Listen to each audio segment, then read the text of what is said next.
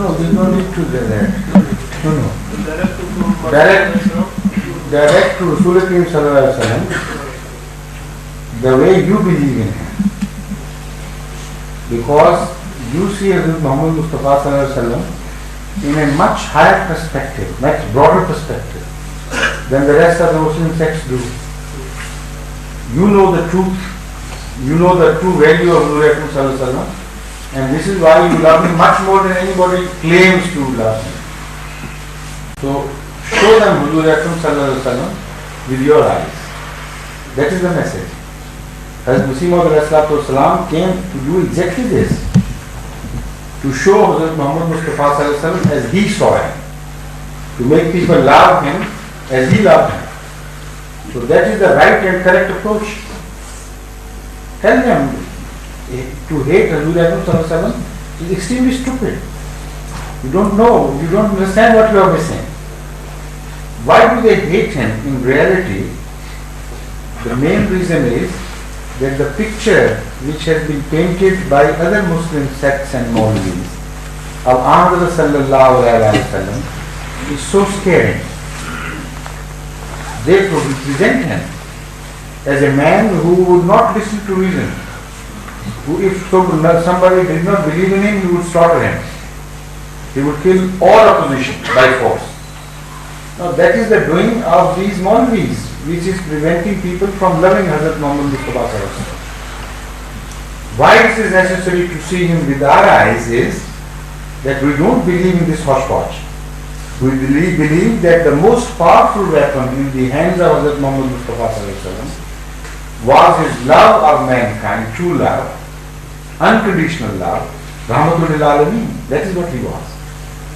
Not a hater of men and oppressor of men, not a despot, but the humblest of men who was the highest in esteem as far as Allah went.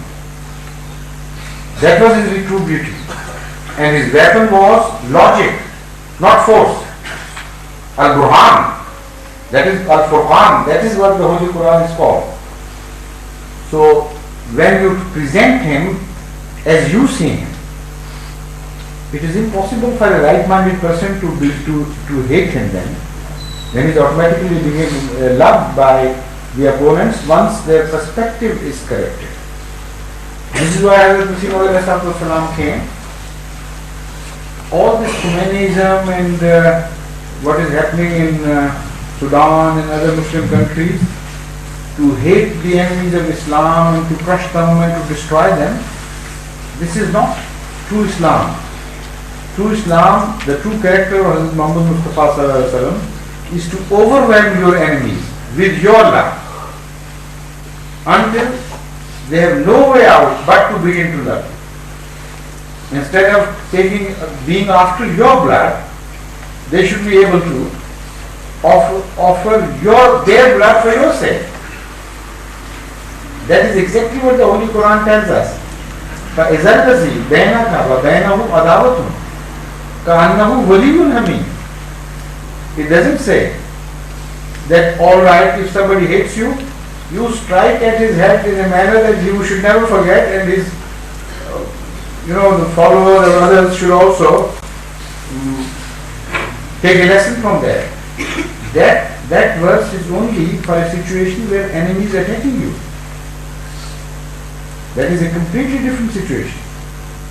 But as far as the religious opposition is concerned, as far as the antagonism which springs from disagreement on dogma and doctrine is concerned, the answer to that given by the Holy Quran is not sword, it is love. It is preaching in a manner that the enemies are turned into friends. So this is why it is highly essential to present Hazrat Muhammad Mustafa Sallallahu Alaihi Wasallam as Hazrat Masih Maud saw him. And as we see him through his eyes, then it would be impossible for the enemies to continue to hate him. In fact, they would begin to love him. This is exactly what has happened. In fact, Ahmadis have been able to convert Jews to Muslims and extremely loving Muslims for Hazrat Muhammad Mustafa. Even in Israel, such conversions have been effective. That should be the only approach which you should adopt vis-a-vis not only the Jews, but all the enemies of Islam. The farthest